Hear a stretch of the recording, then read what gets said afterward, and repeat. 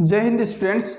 चलिए हम लोग समझते हैं प्रिसाइडिंग ऑफिसर्स के बारे में, मतलब कि पीठासीन अधिकारी के बारे में। यानी पार्लियामेंट के जो पीठासीन अधिकारी होते हैं, जो प्रिसाइडिंग ऑफिसर्स होते हैं, यानी जो स्पीकर, डिप्टी स्पीकर और हमारे जो चेयरमैन और डिप्टी चेयरमैन होते हैं, यानी जो वाइस प्रेसिडेंट जो काम करता है ना, जो अभी ओम बिरला साहब है ना, जो अभी जगदीप धनखड़ साहब हैं, इन सभी साहब जो अभी ऑफिस में हैं, इन सभी ऑफिस को हम लोग अभी समझने की कोशिश करते हैं। और प्रिसाइडिंग ऑफिसर्स के बारे में, यानी इन्हीं को प्रिसाइडिंग ऑफिसर्स बोला जाता है, या हिंदी में इसको पीठासीन अधिकारी बोलिए, है ना, आपके लिए लिख दिए हुए हैं। तो पीठासीन अधिकारी बोलिए, इन सभी के बारे में हम लोग समझते हैं। फिर समझते हैं इनके पास पावर्स कौन सी है, फंक्शंस क्या है, कितने दिनों तक ये लोग ऑफिस में रहते हैं, कब ये ऑफिस खाली कर सकते हैं, क्या क्या प्रिविलेज है ना, ये सब चीज़ बारे, ये सब जितने भी है इनके पास पावर फंक्शंस, ये सारी चीज़ को हम लोग डिस्कस करते हैं, समझते हैं। देखिए, क्योंकि ये टॉपिक थोड़ा सा लंबा है और मेरा बोर्ड छोट है, प्लस में मैं एक साथ पढ़ाऊँगा तो लेंथी हो जाएगा, मतलब क्लासेस लंबा हो जाएगा, वीडियो बड़ा हो जाएगा, फिर आपको भी देखने में थोड़ा सा असकस मतलब ठीक नहीं रहेगा, है ना। मैनेज करना थोड़ा आपके लिए हो सकता है मुश्किल हो, लेकिन हम आपको छोटे छोटे वीडियो के माध्यम से हम आपको एक एक करके सारे फंक्शंस और सारे रोल के बारे में आपको समझा देंगे, ठीक है। तो आप चिंता मुक्त हो जाइए, बिल्कुल फ्री है होकर बैठिए और मस्त कॉपी कलम लेकर बैठिए आराम से। जो मैं बोलूँगा कुछ उसमें से आपको इम्पोर्टेंट लगे तो नोट कर लीजिए, बाकी यहाँ पे लिखा है उसको भी नोट कर लीजिएगा, और मस्त पक्का गारंटी देता हूँ कि आपको मैं समझा दूँगा अच्छे से। फिर भी आपको अगर डाउट हो तो आप रेफरेंस के लिए कोई बुक देख लीजिएगा, ठीक है। चलिए तो समझते हैं हम लोग स्पीकर, डिप्टी स्पीकर जो लोकसभा में हमारे प्रिसाइड करते हैं। जब भी माने स्पीकर ऑफिस में नहीं होते हैं, किसी कामवश कहीं किसी दूसरे जगह गए हैं, या मतलब अवेलेबल नहीं हैं, तो उस समय यानी प्रेजेंट नहीं है, तो उस समय डिप्टी स्पीकर उस ऑफिस को हेड करते हैं, है ना। यानी चेयर पे बैठते हैं और बोलते हैं कि मेंबर्स, माननीय सांसदगण, कृपया अपना आज की लोकसभा की कार्रवाई को शुरू किया जाए, ठीक है। तो ये लोकसभा में बैठते हैं स्पीकर साहब, चेयरमैन जो हमारे होते हैं वाइस प्रेसिडेंट साहब होते हैं, वही चेयरमैन के तौर पे काम करते हैं। और डिप्टी चेयरमैन, जब भी वाइस प्रेसिडेंट नहीं होता है तो डिप्टी चेयरमैन काम करता है, और जब डिप्टी चेयरमैन भी नहीं होता है तो एक पैनल चेयरपर्सन्स का गठा जाता है, ताकि अगर डिप्टी 10 मेंबर का, अगर जब भी स्पीकर और डिप्टी स्पीकर ना हो तब उस समय वो पैनल क्या करे, काम करे। अगर वो भी नहीं हो तो कोई भी मेंबर्स जितने हाउस में हैं, लोकसभा में या राज्यसभा में, उसी में से कोई व्यक्ति आराम से आकर प्रिसाइड करे, है ना। लंबी चौड़ी सी कुर्सी है उस पर बैठे और सभा के काम को शुरू करे, ठीक है। तो देखिए स्पीकर साहब का इलेक्शन कैसे होता है, यही लिख सके कि जब भी नई लोकसभा का इलेक्शन होता है, जब भी नई लोकसभा का इलेक्शन होकर इलेक्ट होकर जितने भी हमारे रिप्रेजेंटेटिव्स पार्लियामेंट पहुंचते हैं, तो उसके फर्स्ट सिटिंग के बाद जितना जल्दी हो सके स्पीकर को चुन लिया जाता है, ठीक है।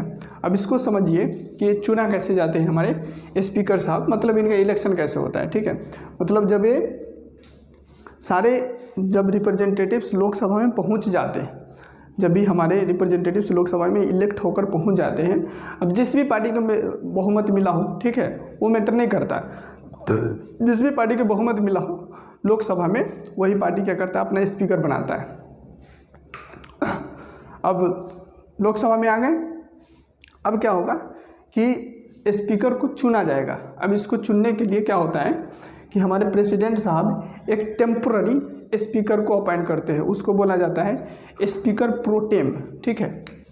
अगर आप इसी में लिख दे तो यहाँ पे स्पीकर, इसमें प्रो लगा दीजिए, इसमें टेम लगा दीजिए, बस नाम है, घबराने की नहीं। स्पीकर प्रो टेम का मतलब क्या है कि कुछ टेम्पोररी समय, यानी 2 दिन 4 दिन के लिए एज ए स्पीकर के रूप में काम करेगा, ताकि स्पीकर चुनकर आ जाए ऑफिस में, ठीक है, ठीक है। इसका मतलब यही हुआ।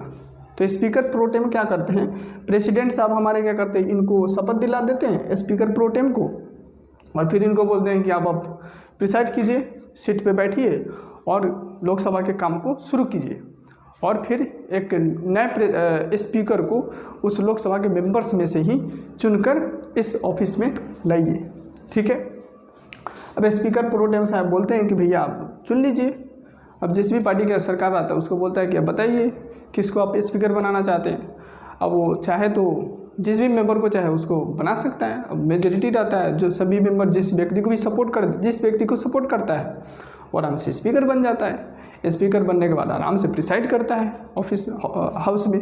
ठीक है। उसके बाद जब स्पीकर साहब का इलेक्शन हो जाता है, जब स्पीकर साहब चुन जाते हैं मतलब स्पीकर बन जाता है, उसके बाद ये स्पीकर प्रोटेम का ऑफिस ख़त्म, इनका काम ख़त्म।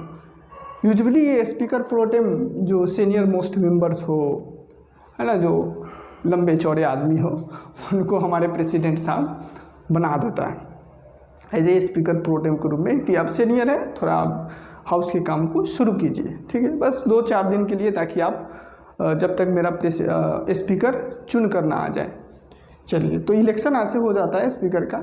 ठीक है। उसमें कोई बड़ा प्रॉब्लम नहीं होता है। जो पार्टी का मेंबर्स जिस भी व्यक्ति को सपोर्ट कर देता है वो व्यक्ति आराम से स्पीकर बन जाता है। जैसे हमारे अभी ओम बिरला साहब हैं, तो उनको बीजेपी सपोर्ट कर रखा है, बीजेपी के अलायंस है ना, एनडीए की गवर्नमेंट उनको सपोर्ट कर रखा है एज ए स्पीकर के रूप में। तो वो अभी आराम से स्पीकर के तौर पे काम कर रहे हैं, मस्त, है ना। बोलते हैं कि माननीय सांसदगण कृपया करके सभा का आदि खुद भी जो बोलते हैं कि इनका डेकोरम को बनाए रखें।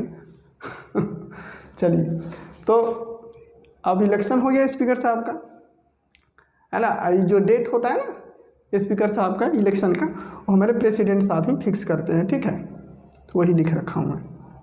दूसरा कि जब इलेक्शन हो गया, अब इनको हम देखते हैं कि ये अपने ऑफिस से कैसे निकाला जा सकता है, यानी कब ये ऑफिस खाली कर देंगे। इलेक्शन करवा दिए, अब इनको थोड़ा निकालते हैं बाहर। ठीक है।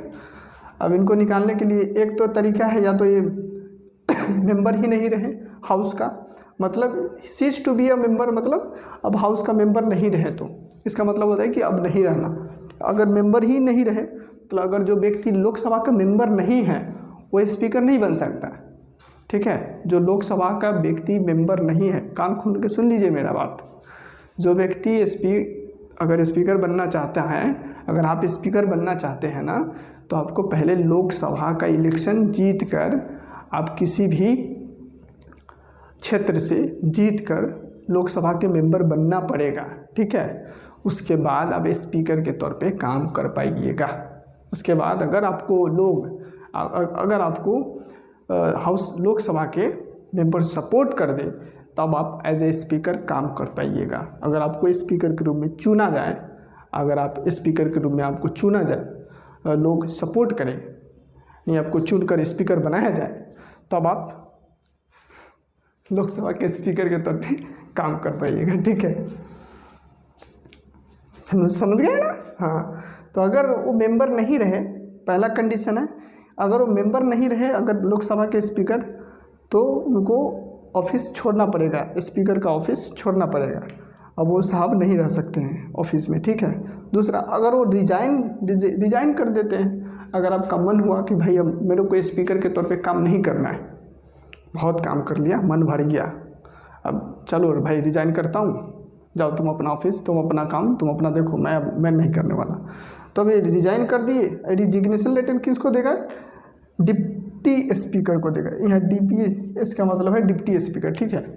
तो डिप्टी स्पीकर को अपना रेजिग्नेशन लेटर देता है, प्रेसिडेंट साहब को नहीं देता है, डिप्टी स्पीकर को देता है। ठीक है। ये भला घुमा देता है, इसलिए ध्यान में रखिएगा कि प्रेसिडेंट साहब स्पीकर साहब अपना रिजिग्नेशन लेटर डिप्टी स्पीकर को देता है। ठीक है। और जब डिप्टी स्पीकर अगर रिजाइन करना हो तो किसको देगा? स्पीकर को देगा। ठीक है। इनसे सीनियर होता है स्पीकर, तो स्पीकर को देता है। ठीक है। चलिए, दूसरा, अगर रिजाइन भी कर दिए तो भी वो स्पीकर तौर पे काम नहीं कर पाएंगे। तीसरे नंबर पे, अगर उसको रिमूव कर दिया जाए, अगर स्पीकर साहब को रेजोल्यूशन पास करके रिमूव कर दिया जाए ऑफिस से, तो फिर वो एज ए स्पीकर के तौर पे काम नहीं कर पाएंगे, यानी स्पीकर के ऑफिस में नहीं रह पाएंगे, है ना। तो रिमूवल रेजोल्यूशन क्या होता है कि पास करना पड़ता है लोकसभा से, ठीक है। मतलब जितने भी मेंबरशिप है उसके मेजोरिटी से, यानी जितने भी मेंबर हैं उसके मेजोरिटी से, ठीक है। मान लीजिए इसमें क्या होता है कि 14 दिन का एडवांस नोटिस देना पड़ता है ना, एडवांस नोटिस चाहिए। अगर इनको निकालना है ऑफिस से तो 14 दिन पहले, यानी जिस दिन रिमूवल रेजोल्यूशन हम लोग पेश करेंगे लोकसभा में, उस दिन से 14 दिन पहले इनको नोटिस भेज देंगे स्पीकर साहब को कि भैया हम आपके अगेंस्ट में क्या कर रहे हैं, रिमूवल रेजोल्यूशन लोकसभा से पास कर रहे हैं। अगर आप ठीक ठाक से काम नहीं कर रहे हैं, ढंग से काम नहीं कर रहे हैं, या तो ढंग से काम कीजिए, नहीं तो रिमूवल रेजोल्यूशन हम लोग लोकसभा से पास करवाएंगे और आपको निकाल कर बाहर फेंक देंगे, ठीक है। मतलब कहने का ये तेवर नहीं होता है, ठीक है, प्यार से बोला जाता है, हम आपको समझा रहे हैं। तो इनको अगर रेजोल्यूशन पास हो जाए लोकसभा से तो इन बस 14 दिन का एडवांस नोटिस, 14 दिन पहले इनको बता दिए कि हम अब रिमूवल रेजोल्यूशन आपके अगेंस्ट पेश कर रहे हैं, क्योंकि आपका कंडक्ट सही नहीं है, आप सही से काम नहीं कर रहे हैं, आप बोल सकते हैं कि आपका बिहेवियर ठीक नहीं है, या आप फेयर मैनर में काम नहीं कर रहे हैं, फेयर तरीके से काम नहीं कर रहे हैं, तो या आप अपना पावर फंक्शंस प्रिविलेज सही से एक्सरसाइज नहीं कर रहे हैं, बायस तरीके से एक्सरसाइज कर रहे हैं। मतलब जो भी मेंबर्स को अगर लगे कि प्रॉब्लम्स है स्पीकर में, कुछ तो है दाल में काला, तो इनको दाल में से काला को निकाल कर बाहर फेंका जाएगा, ठीक है। तो इनको रिमूव कर दिया जाएगा आराम से। रिमूवल रेजोल्यूशन जितने भी मेंबर्स हैं, यानी 543 है ना, और उस पर 543 मेंबर का 50% मेजोरिटी, ठीक है, 50% + 1, ठीक है। तो अगर उतना मेंबर सपोर्ट कर गया तो ये पास हो जाएंगे। पास हो गया लोकसभा से, उसके बाद राज्यसभा में भेजा, राज्यसभा में सिंपल मेजोरिटी से पास हो गया, बस हो गया, हमारे स्पीकर साहब ख़त्म, स्पीकर का कहानी, ठीक है। तो ये हुआ स्पीकर साहब का कि स्पीकर बनता कैसे है, और दूसरा स्पीकर को ऑफिस से निकाला कैसे जाता है, ठीक है। अब हम लोग समझते हैं थोड़ा इधर राज्यसभा के बारे में, इधर हम लोग समझे लोकसभा के बारे में, ठीक है। अब इधर हम लोग समझते हैं राज्यसभा के बारे में। देखिए, तो जिस तरीके से इधर स्पीकर होता है, लोकसभा को प्रिसाइड करता है, ठीक उसी तरीके से राज्यसभा को प्रिसाइड करने के लिए यहाँ पे चेयरमैन होता है और डिप्टी चेयरमैन होता है, ठीक है। तो चेयरमैन हमारे वाइस प्रेसिडेंट बनता है, ठीक है, वाइस, जैसे अमेरिका में जो सेनेट का जो वाइस प्रेसिडेंट होता है ना, वही सेनेट का प्रिसाइडिंग ऑफिसर होता है, ठीक है। तो वही मॉडल हम लोग भी अडॉप्ट किए हैं इंडिया में भी। तो राज्यसभा का जो प्रिसाइडिंग ऑफिसर होता है वो हमारे वाइस प्रेसिडेंट होता है, क्योंकि वो वाइस प्रेसिडेंट होता है उसीलिए वो चेयरमैन होते हैं। मतलब क्योंकि वो वाइस प्रेसिडेंट होते हैं इसलिए वो चेयरमैन होते हैं, क्योंकि वो चेयरमैन होते हैं क्योंकि वो वाइस प्रेसिडेंट होता है। अगर वो वाइस प्रेसिडेंट के ऑफिस से निकाले गए, अगर मान लीजिए कि वाइस प्रेसिडेंट साहब को उनके ऑफिस से निकाल दिया जाए रिमूवल रेजोल्यूशन पास करके, ठीक है, फॉर्मल इम्पीचमेंट की ज़रूरत नहीं पड़ता है, उसे प्रेसिडेंट के नाम पर प्रेसिडेंट को जब निकालना होता है तो अब इम्पीचमेंट प्रोसेस स्टार्ट होता है या इम्पीचमेंट रेजोल्यूशन पास करना पड़ता है। लेकिन वाइस प्रेसिडेंट के लिए सिंपल रिमूवल रेजोल्यूशन का प्रयोग होता है, ठीक है। तो अगर वाइस प्रेसिडेंट को उनके ऑफिस से निकाल दिया जाए तो वो राज्यसभा के चेयरमैन के ऑफिस से भी समझो निकाल दिया गया, ठीक है। यानी वाइस प्रेसिडेंट अगर ऑफिस से निकले तो राज्यसभा के चेयरमैन भी ऑफिस से निकले, ठीक है। यानी दोनों डायरेक्ट है, डायरेक्टली प्रोपोर्शनल है। अगर राज्यसभा का चेयरमैन गया तो वाइस प्रेसिडेंट समझिए कि गया है, इसका मतलब ही गया है मतलब वाइस प्रेसिडेंट गया है इसका मतलब राज्यसभा का चेयरमैन भी गया है, मतलब गया है मतलब ऑफिस से निकाला गया है, ठीक है। तो चेयरमैन साहब को अगर राज्यसभा से अगर निकाल दिया जाए तो वाइस प्रेसिडेंट भी गया, ठीक है, क्योंकि वो एक्स ऑफिशियो चेयरमैन मतलब पदेन सभापति होते हैं, मतलब पद के नाते, यानी वाइस प्रेसिडेंट के पद के नाते वो राज्यसभा के सभापति होते हैं। क्या बोले हैं? बोले हैं हम कि वाइस प्रेसिडेंट के पद के नाते राज्यसभा के सभापति होते हैं, ठीक है। यानी वॉइस एक्स ऑफिशियो चेयरमैन का मतलब क्या हुआ कि उस पद के नाते, है ना, पदेन चेयरमैन मतलब सभापति, पदेन चेयरमैन होता है। तो राष्ट्रपति के वाइस प्रेसिडेंट के नाते वो राज्यसभा का चेयरमैन होते हैं। कौन? वाइस प्रेसिडेंट साहब, ठीक है। उसी तरह के डिप्टी चेयरमैन कौन होता है? तो डिप्टी चेयरमैन को यहाँ पे भी इलेक्शन होता है। जैसे स्पीकर साहब को उसी मेंबर्स में से स्पीकर को चुना गया, उसी तरीक़े से डिप्टी स्पीकर को भी उसी राज्यसभा के मेंबर्स में से ही डिप्टी स्पीकर को बनाया जाता है चुनकर, ठीक है। अब जितने भी इनको रिमूव करने के लिए क्या होता है कि राज्यसभा के चेयरमैन को अगर रिमूव करना है तो ये तो हम लोग राज्यसभा के चेयरमैन को चेयरमैन बना दिए, यानी वाइस प्रेसिडेंट अगर इलेक्ट हो गया तो चेयरमैन बन गया डायरेक्ट, ठीक है। तो चेयरमैन बन गया। डिप्टी चेयरमैन तो उस राज्यसभा से ही निकल कर आएगा। राज्यसभा क्योंकि कंटिन्यूइंग चैम्बर है, वो कभी डिसॉल्व नहीं होता है, तो उसी में से डिप्टी चेयरमैन को चुन लिया गया। और फिर उसके बाद हमारे अब जब चेयरमैन हो गया, जब चेयरमैन का इलेक्शन हो गया, चेयरमैन तो बन ही गया, डिप्टी चेयरमैन का इलेक्शन हो गया। अब समझते हैं कि इनको ऑफिस से निकाला कैसे जाता है, ठीक है।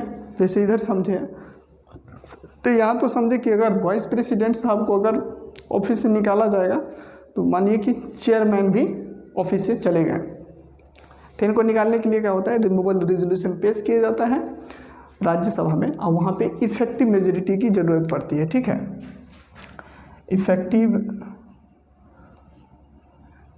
मेजोरिटी से क्या होता है, निकाला जाता है। इफेक्टिव मेजोरिटी से अगर पास हो जाता है रिमूवल रेजोल्यूशन तो ऑफिस से राज्यसभा के ऑफिस, क्या बोल रहा हूँ मैं, वाइस प्रेसिडेंट साहब ऑफिस से निकाल दिए जाते हैं, ठीक है, मतलब निकल जाते हैं, ऑफिस उनका खाली हो जाता है।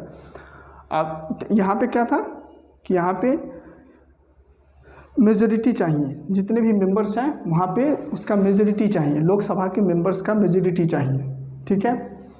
यहाँ पे चाहिए इफेक्टिव मेजोरिटी, और यहाँ पे अगर डिप्टी और लोकसभा यहाँ पे अगर वाइस प्रेसिडेंट की इफेक्टिव मेजोरिटी अगर राज्यसभा से पास हो गया और लोकसभा के पास भेजेगा, और लोकसभा अगर सिंपल मेजोरिटी से सपोर्ट कर दे तो वाइस प्रेसिडेंट आराम से ऑफिस को खाली करना पड़ेगा, क्योंकि वो ऑफिस से निकल जाएंगे, ठीक है, क्योंकि उनके अगेंस्ट रिमूवल रेजोल्यूशन पास हो गया। अब डिप्टी चेयरमैन के क्या है कि डिप्टी चेयरमैन को भी यहाँ भी इनको भी 14 दिन का एडवांस नोटिस चाहिए। यहाँ भी 14 दिन का एडवांस नोटिस देगा कि भैया अभी ठीक ठाक से काम नहीं कर रहे हैं, कुछ ज़्यादा है ना, कुछ ज़्यादा ऊपर नीचे कर रहे हैं, तो आपको भी निकाल रहे हैं हम लोग रिमूवल रेजोल्यूशन पास करके, तो यहाँ भी निकाल देंगे इनको। और डिप्टी चेयरमैन को भी ठीक वही प्रोसेस है कि डिप्टी चेयरमैन को भी राज्यसभा से क्या करेगा, मेजोरिटी से, इफेक्टिव मेजोरिटी से डिप्टी चेयरमैन को इफेक्टिव मेजोरिटी से नहीं, डिप्टी चेयरमैन को जितने भी मेंबर्स हैं राज्यसभा के उसके मेजोरिटी से पास करेगा उस रिमूवल रेजोल्यूशन को, यानी 245 है ना, तो उसका अधिया +1, अगर उतना से पास हो जाएगा वो रिमूवल रेजोल्यूशन, बस 14 दिन का एडवांस नोटिस देंगे इनको भी, और उसके बाद रिमूवल रेजोल्यूशन पास करेंगे, और उसके बाद फिर लोकसभा के पास भेजेंगे, लोकसभा से सिंपल मेजोरिटी से एग्री करवा लेंगे, बस ये भी साहब ऑफिस से इनको भी ऑफिस छोड़ना पड़ेगा, ठीक है। तो ये तो हो गई इनका ऑफिस में लाने और ऑफिस से निकालने की बात, ठीक है। अब एक चीज़ समझ लीजिए, जैसे कि स्पीकर साहब के पास जितना स्पीकर साहब के पास पावर्स प्रिविलेज वगैरह होता है ना, और डिप्टी स्पीकर मतलब क्या है, ये नहीं कि डिप्टी स्पीकर इनके स्पीकर के सबऑर्डिनेट होते हैं, मतलब स्पीकर के अंदर काम नहीं करता है, ठीक है। स्पीकर से मान लीजिए कि स्पीकर एक बड़ा ऑफिस हो गया और डिप्टी स्पीकर छोटा ऑफिस हो गया, इस तरीके से नहीं। जैसे सबऑर्डिनेट जुडिशरी का हमारे यहाँ पे इंडिया में कंसेप्ट है, इंडियन कॉन्स्टिट्यूशन में सबऑर्डिनेट जुडिशरी का कंसेप्ट है, मतलब एक सुप्रीम कोर्ट होता है ऊपर, उसके बाद हाई कोर्ट होता है, उसके बाद लोअर कोर्ट होता है ना, इसे कि अगर सुप्रीम कोर्ट, अगर लोअर कोर्ट से कुछ काम नहीं हुआ, कोई केस सॉल्व नहीं हुआ तो गया हाई कोर्ट में, अगर हाई कोर्ट से भी नहीं हुआ तो सुप्रीम कोर्ट में गया। ठीक है, अगर सुप्रीम कोर्ट कुछ बोला तो हाई कोर्ट, लोअर कोर्ट, उसके से नीचे सारे जगह पे लागू होगा। ठीक है, लेकिन यहाँ पे क्या है, डिप्टी स्पीकर में क्या है कि स्पीकर और नीचे डिप्टी स्पीकर नहीं है ना, सबऑर्डिनेट नहीं। अगर स्पीकर साहब अगर ऑफिस में नहीं हैं तब डिप्टी स्पीकर का काम है कि वो एज ए स्पीकर साहब का फंक्शन इंजॉय करे, मतलब फंक्शन परफॉर्म करे कि लोकसभा के कार्यवाही को आगे किया जाए। और अगर स्पीकर साहब है ऑफिस में तो डिप्टी स्पीकर जैसे सब मेंबर बैठा है चुपचाप अपना काम कर रहा है ना, ठीक उसी तरह डिप्टी स्पीकर भी एज एक ऑर्डिनरी मेंबर की तरह आराम से बैठे, मस्त रहे, एंजॉय करें। ठीक है, इनको अब बाकी हम लोग आगे समझते हैं कि इनके पास पावर क्या है, प्रिविलेज क्या है, फंक्शंस क्या है ना, ये सारी चीज़ को समझते हैं। और राज्यसभा के चेयरमैन के पास भी ठीक उसी तरीके कि डिप्टी चेयरमैन सबऑर्डिनेट नहीं होता है। जब भी चेयरमैन ऑफिस में नहीं होते हैं तब डिप्टी चेयरमैन का फंक्शंस जो है परफॉर्म करते हैं ना, यानी इनका काम करते हैं। जब ये नहीं होंगे तब डिप्टी चेयरमैन आराम से बोलेंगे कि भैया चलो मैं बैठता हूँ यहाँ पे, काम शुरू किया जाए। ठीक है, और तो इनके पास कुछ थोड़ा सा ज़्यादा पावर होता है, थोड़ा सा जैसे पावर एक मनी बिल के रिलेटेड, एक तो मनी बिल से रिलेटेड कि मनी बिल कौन सा बिल मनी बिल है नहीं है, ये अल्टीमेट पावर हमारे स्पीकर के पास होता है डिसाइड करने का कि कौन सा बिल मनी बिल है और नहीं है ना। अगर मनी बिल होगा, अगर स्पीकर साहब बोलेंगे कि ये मनी बिल है तो अगर राज्यसभा में भेजेंगे तो एक सर्टिफिकेट ला कर भेजेंगे, उसमें एक नोटिस ला कर भेजेंगे कि भैया राज्यसभा ये मनी बिल है, जल्दी से पास कर दी हो, वरना 14 दिन के अंदर मैं तुमसे है ना छीन लूँगा और ज़बरदस्ती पास करवाऊँगा। ठीक है, ये आगे हम लोग समझते हैं। वैसे मनी बिल हम आपको आई थिंक समझा दिए हैं, आपको नहीं अभी नहीं समझाए। एक होता है जॉइंट सिटिंग कि जब भी राज्यसभा और लोकसभा के बीच में किसी भी बिल पर डेडलॉक हो गया है ना, राज्यसभा पास कर रहा है तो लोकसभा नहीं पास कर रहा है, लोकसभा जिस तरीके से बिल को पास करना चाह रहा है उस तरीके का बिल न राज्यसभा पास करना चाह रहा है, जो क्या बोलता है उसे ऑर्डिनरी बिल हो, यानी सिंपल बिल हो। ठीक है, तो ऑर्डिनरी बिल में क्या होता है कि जॉइंट सिटिंग का कंसेप्ट है हमारे कॉन्स्टिट्यूशन में। तो जॉइंट सिटिंग हमारे प्रेसिडेंट साहब बुलाते हैं कि ताकि जो डेडलॉक हो गया है बिल पे उसको ख़त्म किया जा सके। तो जब भी जॉइंट सिटिंग होता है तो इसको प्रिसाइड कौन करता है, यानी इस जॉइंट सिटिंग को हमारे स्पीकर साहब ही प्रिसाइड करते हैं। ठीक है, यानी जब भी जॉइंट सिटिंग होता है ना तो जो चेयर पे बैठ के काम कार्यवाही को शुरू किया जाए तो कौन करेंगे, हमारे स्पीकर साहब करेंगे। ठीक है, अगर स्पीकर साहब ना हो तो डिप्टी स्पीकर साहब, अगर डिप्टी स्पीकर साहब ना हो तो डिप्टी चेयरमैन करेंगे। चेयरमैन के पास हक नहीं है। ठीक है, एक बार और सुन लीजिए, ठीक है, नहीं तो इसमें गड़बड़ा जाएगा। देखिए, जब भी जॉइंट सिटिंग होता है ना किसी ऑर्डिनरी बिल को लेकर, तो उसमें प्रिसाइडिंग ऑफिसर के तौर पे काम कौन करता है, स्पीकर साहब। ठीक है, और जब भी स्पीकर साहब नहीं होता है तो डिप्टी स्पीकर साहब करते हैं। ठीक है, जब डिप्टी स्पीकर साहब नहीं होते हैं तब डिप्टी चेयरमैन करता है, चेयरमैन नहीं करता है। ठीक ना, ध्यान रखने का, चेयरमैन नहीं करता है, मतलब डिप्टी चेयरमैन ही करता है। राज्यसभा के जो चेयरमैन यानी वाइस प्रेसिडेंट साहब जो हमारे होते हैं है ना, वो साहब क्या करते हैं, प्रिसाइड नहीं करते हैं जॉइंट सिटिंग को। ठीक है, ध्यान में रखिएगा। तो ये चीज़ हम आपको समझाएं। अब हम लोग इसके आगे समझते हैं कि इनके पास पावर्स कौन सी है, फंक्शंस क्या है, क्या रोल है, इन सभी चीज़ों को हम लोग समझते हैं। और देखिए, जो चेयरमैन और डिप्टी चेयरमैन का जो रोल होता है वो लगभग स्पीकर और डिप्टी स्पीकर के रोल के ही बराबर होता है, बस थोड़ा सा एक्स्ट्रा पावर, जैसे एक मनी बिल बताए, एक जॉइंट सिटिंग बताए और एक दो और इधर उधर छिटपुट है वो आपको बताएंगे। ठीक है, तब तक के लिए इतना एंजॉय कीजिए और इतना डाइजेस्ट कीजिए, इतना समझिए। ठीक है, और समझिए, एंजॉय कीजिए और आगे बढ़िए। तब तक हम दूसरा लेक्चर आपके पास भेजते हैं रिकॉर्ड करके। ठीक है, थैंक यू।